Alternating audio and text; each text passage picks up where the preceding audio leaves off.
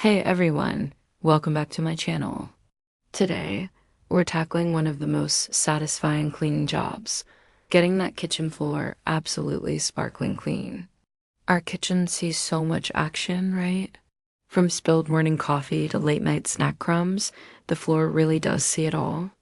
Giving it a good mop feels like hitting the reset button on the whole space.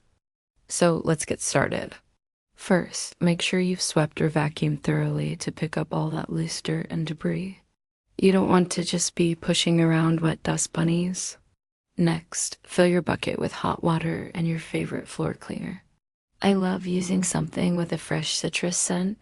It just makes the whole kitchen feel brighter. Dip your mop, wring it out well so it's damp, not soaking. And then start mopping from the furthest corner, working your way back towards the door. This way, you won't step on your beautifully clean floor. And there you have it, a bright, clean finish that makes the whole kitchen feel brand new. Thanks for watching. If you found this helpful, give it a thumbs up and don't forget to subscribe for more cleaning tips. See you next time.